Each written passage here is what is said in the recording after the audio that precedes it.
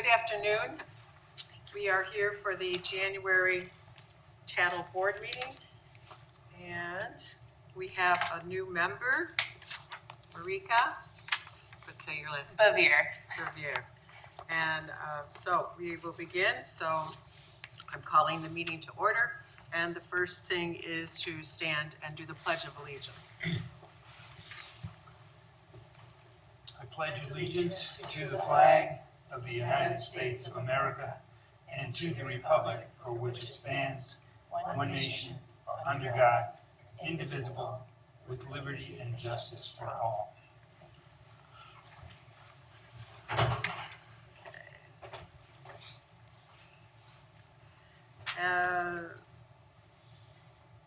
So the first order of business is the new trustee appointment, Marika Bavier, and reappointment of Paul Deo, the oath of office.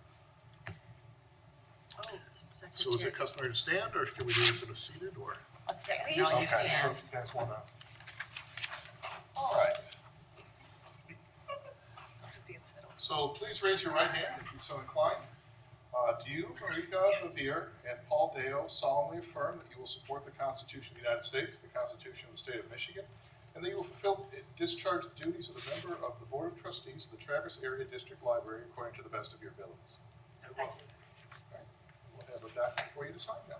Congratulations. All right. And welcome back, Paul, and welcome to the club. Thank you so much. You're welcome. Okay, next on the agenda is the approval of the agenda. And if anybody wants to add anything to the agenda, this is the time to do it, correct? Yes. Okay. Can I add letter C under new business? And I just want to discuss the RFP for the Carnegie Building. So where do you want it? C under new business. Okay.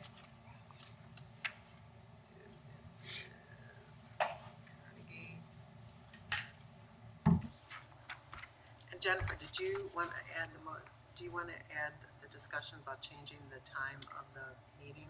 I do. I was wondering if that would be appropriate under 6C because we have to approve the board meeting schedule. Yeah, that's usually when it happens. Okay. All right, so put that under there. What number? It's 6C. D? C. Cat is in cat. Oh, got it. Okay. All right. I'd like to make a motion to approve the agenda with modifications. All right. Have a second? Second. All right, all those in favor say aye. Aye. All those opposed, same sign. Motion carries. Okay. Next on the agenda is public comment. So if anybody from the public would like to make a comment, please go to the podium and say your full name. Okay, seeing nobody run to the podium, we'll carry on. Okay, next on the agenda is the annual meeting. This is when we elect our officers and do our committee appointments. And so Paul and I are the committee. So running for president is me, Mary Lee Bekeezer. Vice president is Michael Bickery. Michael Vickery. Secretary is Sam, right? Yes. Sam Gedman. And treasurer is Paul Deo. Did I say your name right? Mhm. So I need a motion to support this. Motion to support the slate. Okay, Second. okay. Any discussion? Okay, seeing none, all those, this is not a roll call vote, is it? Okay. All those in favor of the nominees being elected into their office, say aye. Aye. All those opposed, same sign. Motion carries. Okay, thank you, everybody. Now, next comes the appointment to the Policy and Personnel Committee. And I, of course, can't remember. I know Susan, Oh, it's in your folder. oh, it's in my folder. There should be a copy in your blue folder. That's like way too easy. Oh, golly, thanks. Okay, so personal policy would be Mike Vickery as chair, Jennifer Bethune as, sorry, guys. That's okay. No, I don't want to mispronounce your name. And then Susan Odgers. And the meetings are the first, do we have to vote on the meetings too at the same time? Yeah, if they wanna have a discussion about the times of the meetings, this is a good time to have it, if you wanna Okay. change those. If not, we can change them once the committee gets started. It's just when we publish the calendar, it's nice to have it on there. Okay, all right. And then for finance and facilities and service committees, Paul Deo as chair, Sam Gedman and Marika Bevier. And there's times there, so I need a motion to move this forward. I move to assign the committees as noted. Okay, all right. Second. Support? All right. All those in favor say aye. Aye. Aye. Aye. All those opposed, same sign. Motion carries. Did you wanna change the times right now? Discuss the time changes? The time change that I'm requesting is not related to the committee meetings, it's related to the regular board meeting. Okay, I think Paul wanted to discuss. Yeah, I'd like to propose a time change for finance and facilities to 4 o'clock from its current 2 o'clock. okay. Any, Is that an issue with having a facility or a room? Works for me. Yep, that's great with me. okay. Michelle, I'm assuming that we have to amend the motion? Yeah. Okay, so we need to make an amendment. Probably should have done that first, but I'll entertain a motion to change the meetings from 2 o'clock until 4 o'clock for the finance and facilities and service committees. I'll make that motion. Okay? Second?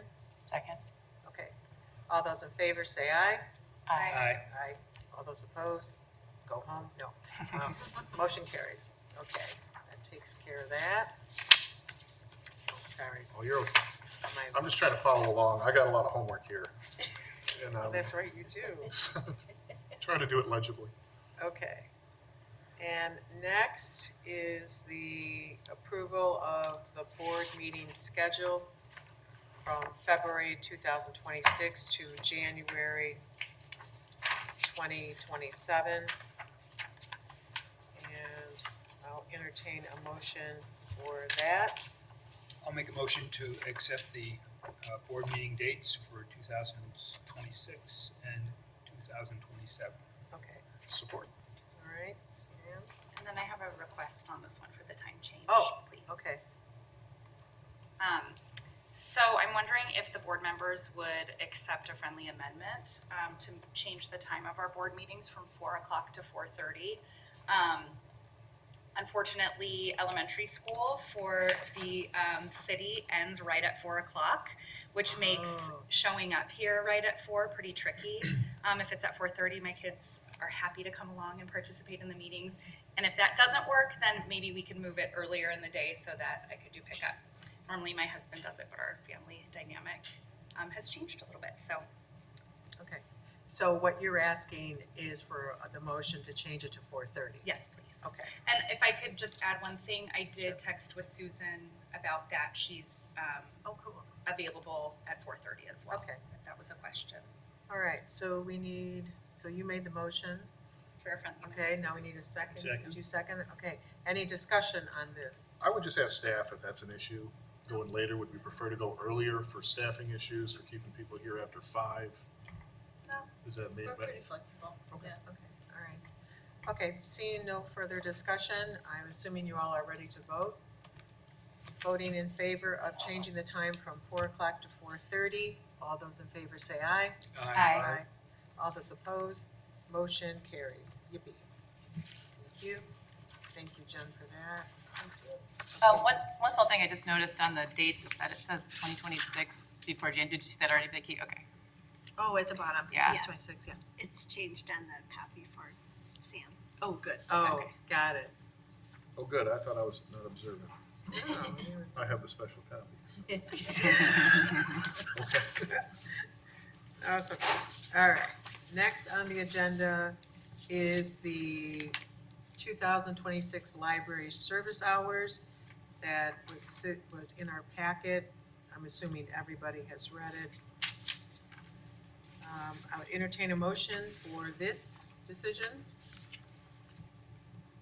I'm not moving to change it, but I am curious, and I'm sure there's lots of thought that goes into this, but if, like, what the triggers would be to want to change the hours? Is it budget? Is it that there's people standing in front of the doors at 8 a.m.? Is it, or 9 a.m.? Like, Oh, just the hours just for the hours, library. yeah, how are they Yeah, established? mostly it's just we like notice trends of when people are here and when they're not here. So these have been our hours since the pandemic. Prior to this, we were open 9 to 9 and it's been really dead There. between 8 and 9. But yeah, this is especially East Bay and Kingsley, those kind of ebb and flow with the community and how people use the library there. So that's how they're established. Okay. We have counters on all the doors too, so we can pull statistics to see like how busy it is, and we can also look at how many books check out, and there's a lot of different ways, but. Okay. Yeah, Okay, good question. all right, and we have a second, correct? I don't think we moved. I'll second. Okay, all right, any further discussion on this? Any further discussion on this motion? Okay, Which one are we voting on? I'm sorry. The service hours? that was the one for you to do Operational everything there hours. is to be done. No. Okay. No, it's I'm right good. here. It's right here. I'm just doing a stalling tactic so I can catch up. But yes, we're good. I'm good. Sam. I'm back in business. here. Okay, all those in favor of the changes as discussed, say aye. Aye. Aye. All those opposed, same sign. Motion carries. All right. We need one for the 2027. Oh, yeah. Oh, okay. On the next page, it's for 2027 service hours. Motion to approve the 2027 service hours. Yeah, 2027. Second. Okay, thank you. Any discussion on this decision?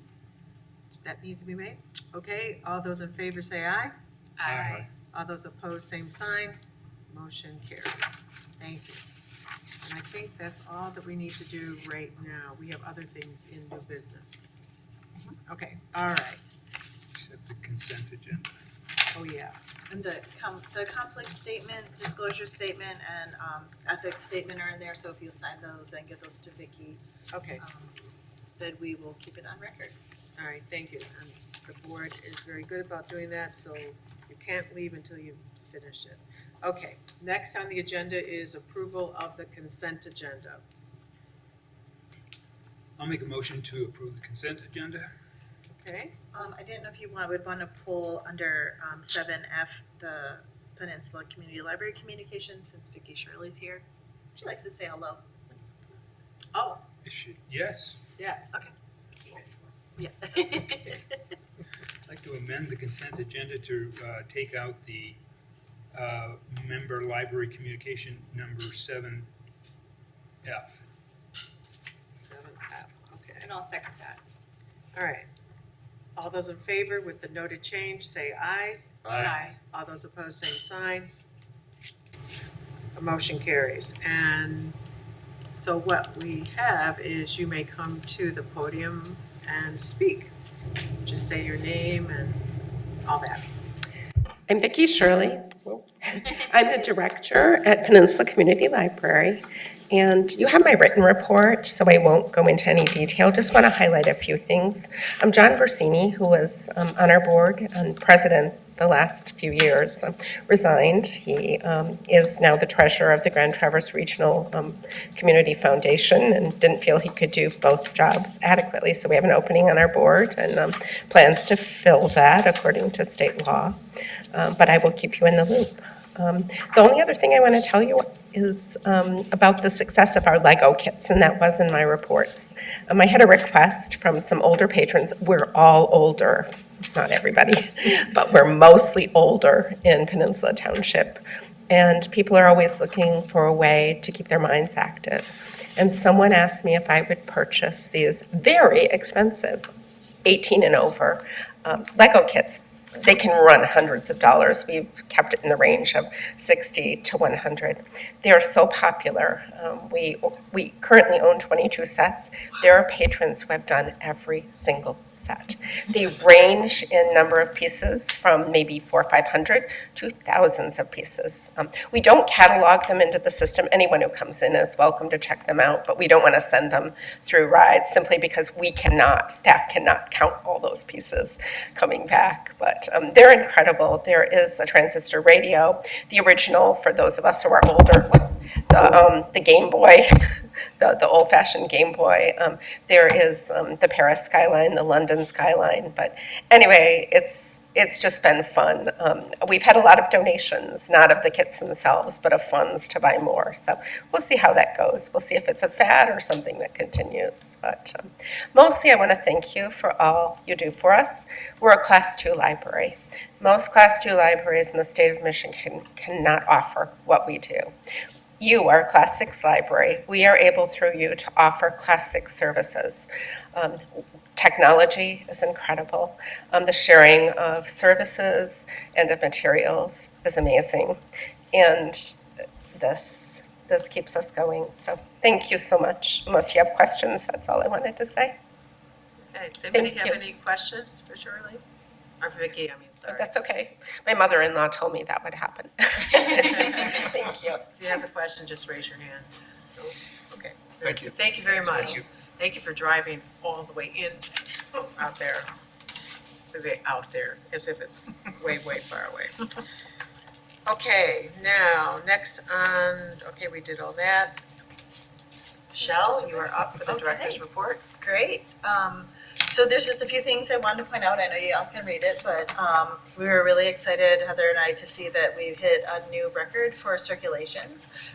There's a big sign above the circulation desk, and I think that a news agency or two might be picking it up, but it just goes to prove that sometimes people will say things like, "Oh, people still use the library," and we can say it almost 1.5 million times. So it makes us happy. Then let's see what else we have going on here.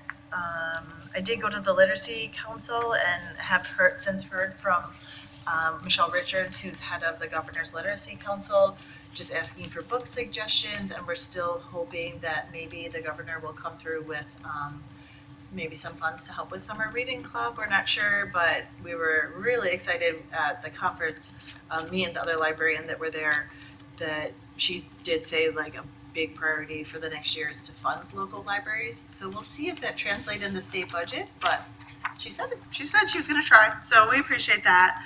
And then last Friday, I did drive down to Randy Riley's memorial service. So he was the librarian for the state. He'd been there since 1989, and just a really good guy, a history lover, a music lover, obviously book lover, fly fisherman, and I didn't know what to expect, and over 700 people showed up. So the whole main area of the Library of Michigan filled the big area where they hold their events. And then they had 3 overflow rooms.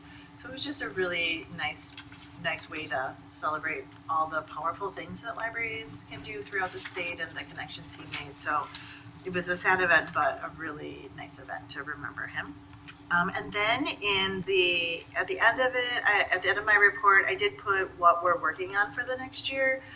And it helps me to be organized, and also I thought would help all of you to kind of know what's going on around here. There's a lot happening, and this is a good way to keep track of it, especially because if you're on policy, you sometimes don't know what's happening on facilities and finance. So this will give you kind of like a bird's eye view of 2026.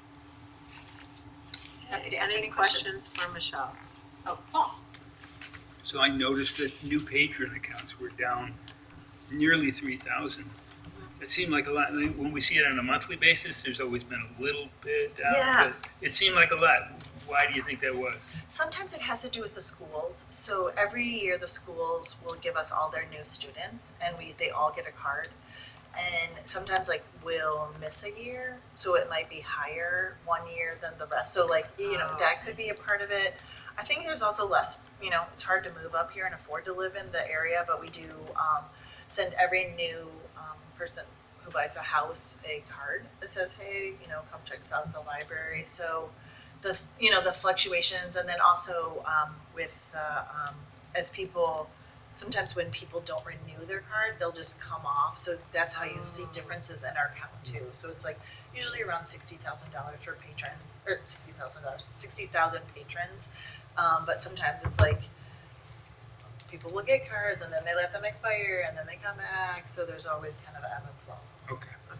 And then I saw that electronic checkouts was up 97,000 from Yeah. previous month. Yeah. It's huge. It's huge. Yeah, it's coming with the territory of new patrons. So a lot of our new patrons are electronic only patrons. And so we're seeing like, you see like, I'll do a whole scale. We're, Heather and I are working on our annual report for the next meeting. And we can give you some statistics of how much our electronic use has jumped. It's unbelievable. And I think it can be attributed to the pandemic, when it forced everyone on. I think the new website too Yeah. encourages people. For sure. For It does sure. me. Yeah, absolutely. You're like, oh, I can get it here. So, Thank you. yeah, you're welcome. Any other questions for Michelle?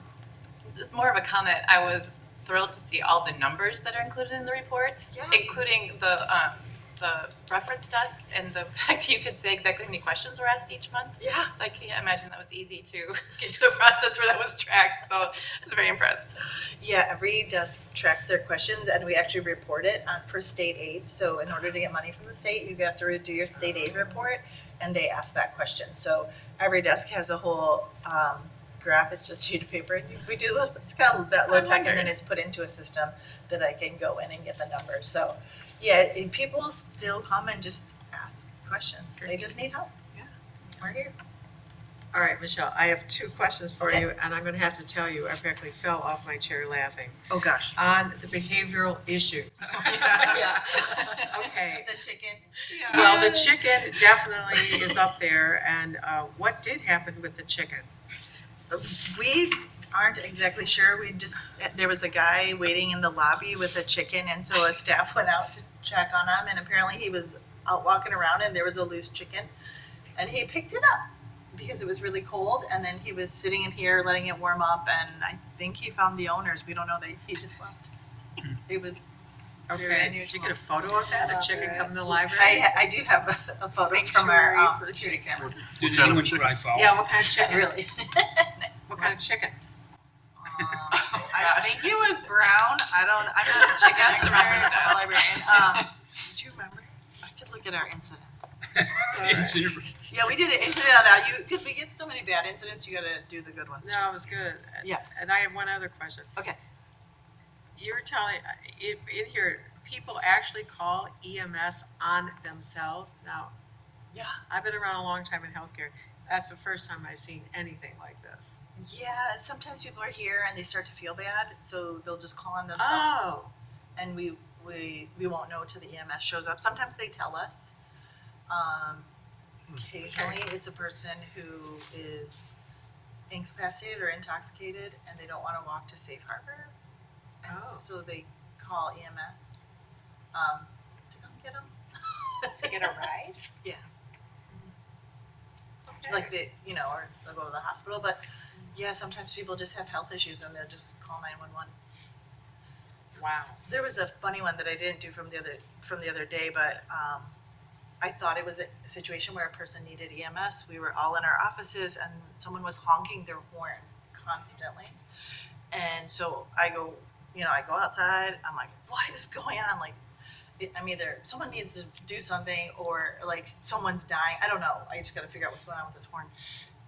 And so I come around this truck and it's a dog and he's laser focused on the doors and his hand is on the horn and he's honking of the horn to get his owner to come off. Oh yeah. That's amazing. Oh yeah. Not the first time he's done that. Do you have a video of that? No, the cameras don't really pick it up and we don't have sound in our cameras. Oh. But it was, I thought maybe someone was in distress. No, it was a dog wanting his owner. Looking for his chicken friend. Wow. Yeah. So Okay. there's like weird, strange things that happen around here. Well, overall, that was a really good report. Yeah, And thanks. I'll tell you, the chicken, We were, It's pretty good. it was pretty funny. It was a good day for all of us. All right. There's a marketing opportunity there. I'm not smart enough to know how to go about it. There's definitely something we can circle around, chickens crossing roads or something. Yeah, that's I don't true. know, somebody can It's run with something. that. We have plenty of books about chickens doing funny things. Wow, Yeah. maybe the chicken wanted to read. They're a whimsical animal, I will say. Okay, all right, on to new business. So we have, the first one is resolution of 2026 member library agreement payments. Michelle, if you just want to do a short explanation of that. So every year, we write a check that Vicki was showing during her public comment to the members. They have their own directors, they have their own boards, and every 10 years, we negotiate how much they get. And then after that negotiation, whatever increase we see, they see. So every year, you all have to approve it because it's a little bit over my spending limit of $25,000. Okay. And now this is an individual Roll call. roll call. Okay, so I need someone to make a motion, second the motion, and then if there's any discussion, we'll have it after that. I'll be happy to make the motion. Okay, thanks, Sam. I'll second. Thanks, Paul. All right, any questions or comments regarding this motion from the board? Okay, seeing none. Vicki, if you can do the roll call, please. Okay, we'll start with Bevere, Yes. Boyteen, Yes. Gedman, Yes? Accuser, Yes. Dale. Yes. Okay, motion carries, thank you very much. Next is, Michelle, you want to do a little overview of the annual approval of routine invoices over $25,000? Yep, so my spending limit is $25,000, but we get bills regularly that are over that amount, and in order to expedite the payment of those, because they're so regular, like our health insurance, Biblioteca, which is the company that does all of our circulation equipment, Road Art, which we lease books from. It's just easy if you just all approve it at this point for those vendors, and then I don't have to, wait to pay it every board meeting, so that's why it's there. So I'll Here's the list. entertain a motion. I'll move, Okay, who was that? Jen? Marika. Mary? Marika? but I'll second it. Okay, thank you. Any discussion on this motion? Just a question about a cap beyond the 20, does it make sense to keep it, have a number there? I mean, I imagine you already know what those numbers are gonna be. Yeah. Do we need a cap? Or we're just gonna trust that it's always gonna be ones that we know and we trust Michelle and Danielle? Oh, I think the cap is good, it's in our finance policy, it's like over $15,000. We need a RFP, and then over 25, because there's some things that we might buy, like computer equipment, and if we do, bulk order, it's gonna be close to that, but, But these I- exceed 25,000. they always What do. if they exceed 100,000? Oh, I see what you're saying. Oh, I understand what you're saying. I mean, our health insurance would definitely exceed that. Yeah. It's a pretty limited group that it is. You can always put a cap on it. Yeah. I- Well, it's always worked in the past. Yeah. I'm just throwing it out there if anybody has any concerns. No? I think I'm all right with it. Yeah, I think, if there's anything abnormal, it'll come up in the finance committee and we can kick it Yeah. around, but Okay. Yeah, Great. it's not a huge it's well list. enough, long enough, we might as well keep. Thank you. Okay, you're welcome. Okay, it's a roll call vote. And starting with Bevere, Yes. Boyteen, Yes. Gedman, Yes? Accuser, Yes? and Dale. Yes. Okay, motion carries. And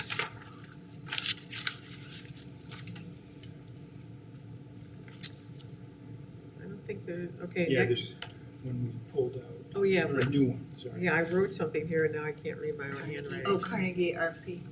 Oh, yes, sorry, thank you.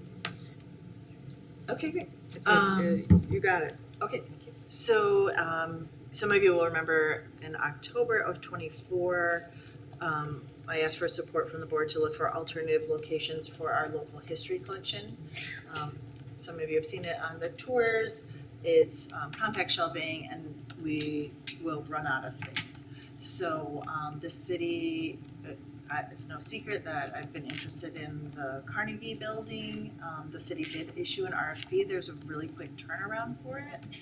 And one of the requirements is a letter from members, or officers of the organization in support of that RFP process. So I was hoping to put in an RFP. The cost is pretty high. It's $95,000 a year for that space, but which is a whole nother discussion that I think we could have at finance. But I would just ask for permission to be able to fill out the RFP process to put us at the table. We could always turn it down, and we might not even be picked. So. Okay, so it's sort of dead in the water right now. Yeah, it was, so I had your permission in October, but I guess I should just make sure it's clarified that it's to complete this process with the city. We're not committing to anything financially at this point, No. right? I don't think so. Do you think so? I don't know. I mean, Okay. the line in the RFP is left blank as far as the lease, but some numbers have been discussed as high as $90,000. We should make a motion and then we could have a discussion. Okay. I don't want to make a motion. Okay. You make the motion, how about that? I'll second it. Okay, your motion is, say your motion, please. Yes, I would like to, well, you just turned it over. I was Oh, gonna read it sorry. off. Oh, sorry. We were sharing. Oh. So I suppose the motion would be that we'd like to give the director authority to pursue an RFP with the city of Traverse City for the Carnegie Building. Okay. Second? I'll second it. All right, any further questions on this motion or comments? Yeah. Yes, Paul? I'm really concerned about submitting an RFP because it puts us into a position where we really are saying we want to make a commitment. My concerns are there's a great deal of passion about, and we have a lot of capabilities in terms of the historical collection. It may or may not give us access to the Con Foster collection. The costs beyond the lease, which is uncertain at this point, would include additional, and correct me if I'm wrong, but additional personnel, security, insurance, equipment, and I think it may divert what, especially is this year going to be a year that's going to be focused on the refresh on the library, into something that's going to just be distracting to the importance of that. So I feel two ways about this. Historical collection could be very meaningful to the community. I don't feel, based on what we got back in the surveys, there were some people who were keen to have us support the historical collection we have, but I think it deflects us from what our core mission is without a lot of community support for it. So again, I really appreciate your enthusiasm and expertise we have here, but I just don't feel like it's something that should, if we really want it, we should do the RFP. But I think there are so many questions that are diverting away from, and not knowing, first of all, the costs, and the others diverting away from, I think, our mission is. So I wanted to share that. Does the RFP say how long the lease would be? Is there a requirement for I think it's 5 years. 5 years? Okay. And I meant to bring it down. That would be the soonest, if we didn't participate, then the soonest we could possibly even jump in would be 5 years from now. Right. What's the timeline for the RFP? So the timeline to submit is pretty soon, and then what's their timeline after that to review and negotiate responses? Yeah. Like, in other words, how much time would we have to chew on if the ideas that we're putting, February that we're 4th. part of the conversation, how much time would we have to evaluate all of the really important questions Sure. that Paul's raised? It has to be back by February 4th. Yeah. Yep, February 4th. And so they just issued it the 13th, which was this week. There's a mandatory meeting to look at the inside of it, and that's part of it. It's just like, we haven't even really seen all of it, you know, in terms of the building. So, you know, it's kind of hard because, yeah, it's February 4th is the proposal, then their anticipated date of selection of qualified proposed interviews will be 8 days later, February 12th. And then they're saying the lease would take effect November 2026. That's when Crooked Tree has to be out. Okay.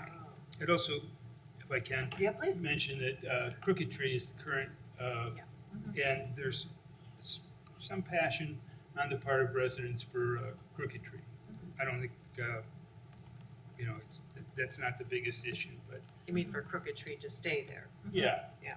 A lot of people show up at the city council meetings to support it. There may be people to support us as well, but people, I think, like what's going on there now.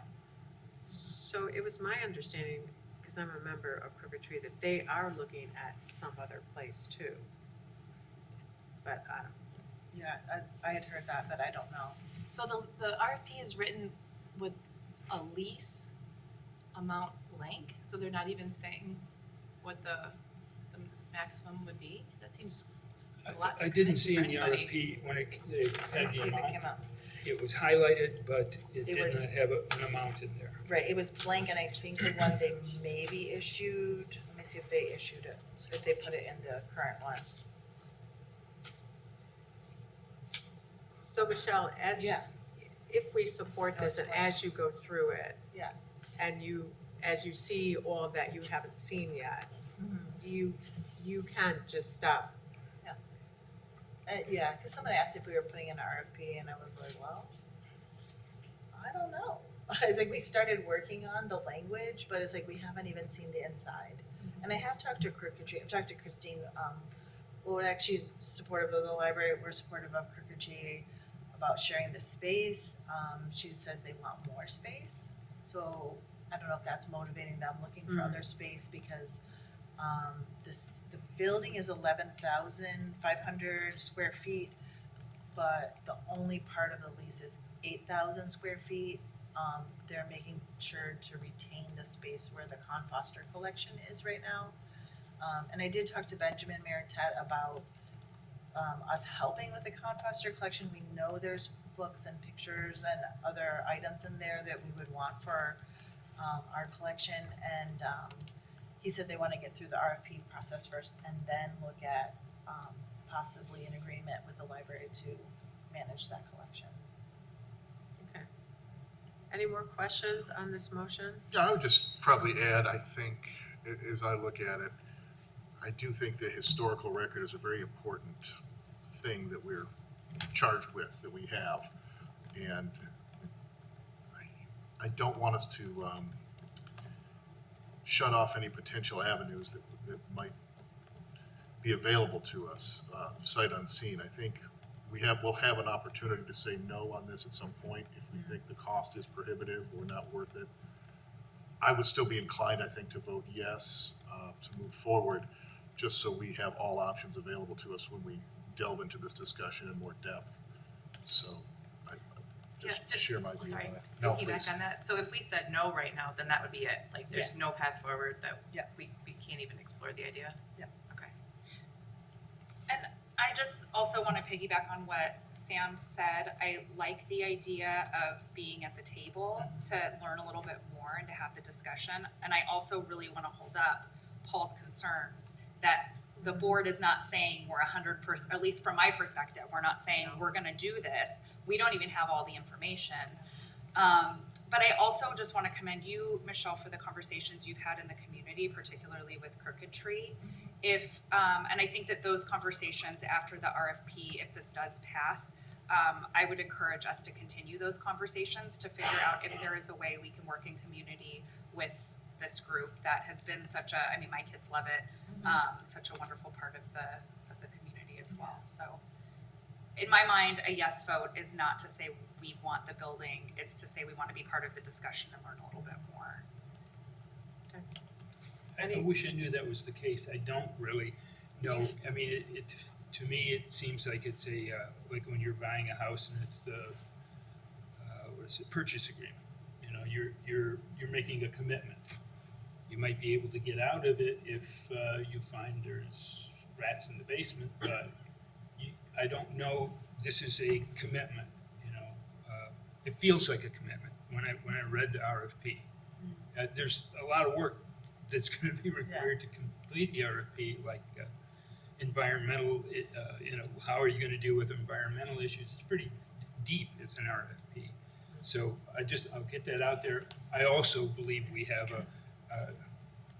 yeah, I think I made my point. Thank you. To Using that, your analogy though, the purchase agreement doesn't have a house price listed. So That's true. That seems like a pretty big difference. That's true. do we have a sense of what the competition is for this? Is it gonna be, if only we show up, are we stuck, or are we? I don't know, that I will find out, I'll ask the city manager, especially, I understand your issue, your concern, so, I don't know, Crooked Tree currently pays $50,000 a year, so even for them, it's almost double, of what they're asking for.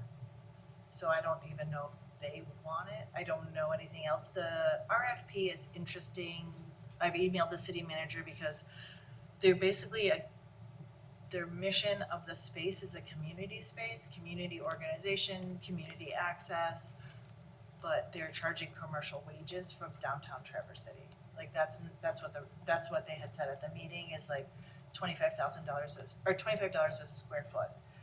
And so that's how they came up with the number. And so I don't know how many organizations are interested. And so it's like, I was hoping that we could start the process, fill out the RFP, but just be honest in the process that I don't think 95,000, I don't know, like that's where we want to put our money is to put $95,000 in rent. And I wish we had a budget Right. guess, you know, what it's going to cost us beyond that. Right. So it's like, But it is it's a good faith process. There is open dialogue with the city manager. yeah, We wouldn't, I don't feel like we necessarily be committed with the RFP. But We should be committed to what the budget's going to be. It's just, we'd have to know, is it going to add what kind of cost within some, I don't think we've gotten there yet. I think it's because it was like, we thought the RFP was gonna be issued in November, and then all of a sudden it's like, oh, it's coming out in January, oh, and it's in a month. So the meeting was the January 6th or 5th meeting, and it's like, this is due in a month. So, like, they didn't publish what are utilities? Like, are utilities included? So it's all those things that might be in this revised copy that came out 2 days ago. But in the first version of this RFP, none of that was in there. Well, how can anybody agree to a lease if you don't know what it costs? Correct. So that's why it's kind of like a funny spot. It's like, do we put it, that's why I was like, if we could put our name in, we're at the table, and then it's a discussion. But I think in order to move forward, we would have to do it in partnership with the city. I don't see how we can come up with $95,000 for rent. So the city owns the building and they're responsible for all the care of the building. Yeah, so for example, we use the building for East Bay Township, for the East Bay branch. And in our lease, it's $1 a year, and in there spells out who pays for what. So we pay for all the utilities, they pay for any physical things, they pay for anything on the outside of the building. Same with Kingsley. So Kingsley, we pay for water, internet, we do pay $500 a month that goes into a pot to cover big expenses like the roof and parking lot. So that's how that works. And this lease feels a little bit different. Like I can't tell, like Paul mentioned, like it talks about environmental stuff and native plants. Well, typically the tenant doesn't do the landscape. So I think there's still some questions at the meeting next week at the facility. Maybe hopefully some of those answers could come through. And then the other thing, we still have one more, we have a facility and finance meeting on February 2nd, so that's still 2 days. So we can have everything we wanted by that meeting. We'll keep the agenda light except for that, or, well, we'll probably have to talk about the carpet. So we still have that meeting to review and say, no, we don't want to. Or, yeah, we do. All right, any further questions for Michelle before we take a vote? And this is a roll call vote, Vicki, is it? You probably should. I don't think so, it's not any money involved, staff time, but. No? Yeah. Okay, all those in favor say aye. Aye. All those opposed? No. Okay, all right, motion carries. All right, thank you, that was a very good discussion with a lot of unknowns. Okay, next on the agenda is public comment, so if anyone wishes to address the board, please come to the podium and state your name. Okay. Next on the agenda is trustee comment, so if any trustee would like to make a comment.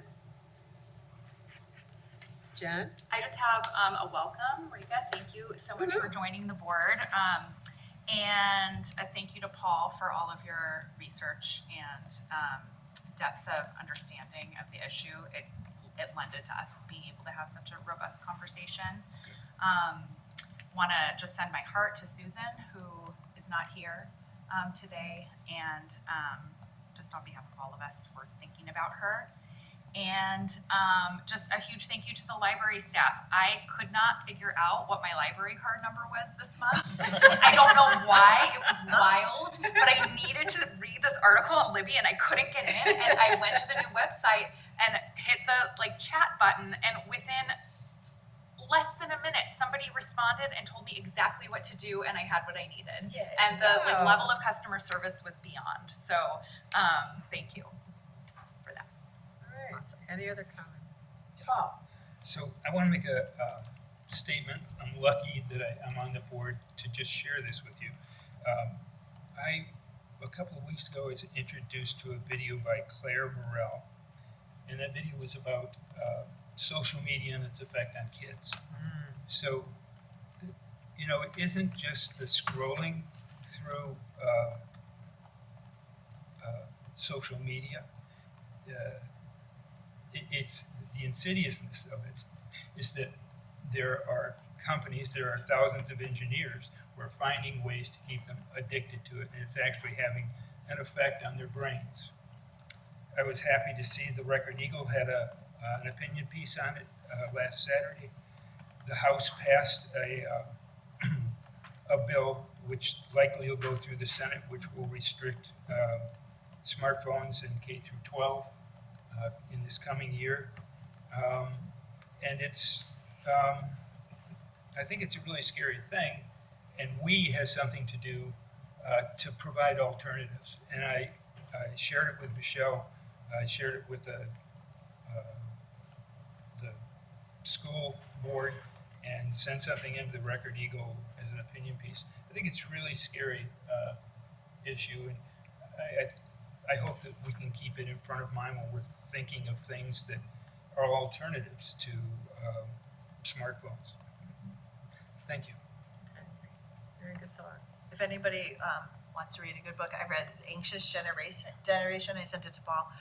It's not that new of a book, but it really is eye-opening because it talks about the development of the brain. And Paul has I think it's like an 1.5 hour long video, or you can read the whole book. But yeah, really, it was eye-opening. Yeah, I read that as well. Yeah. It's intergenerational, is that the name of it? It's called The Anxious Generation. Oh, By anxious. Jonathan Anxious. H.A.I.. It will make you anxious. Got it. Yeah. Yes. Okay, seeing no further business before us, I'll entertain a motion to adjourn. So moved. Okay, second? All right, all those in favor to adjourn, say aye. Aye. Aye. All those opposed, stay and clean up, and motion carries. Okay, thank you very much, everybody, and thank you all for coming. Where's the cake? Isn't that every month?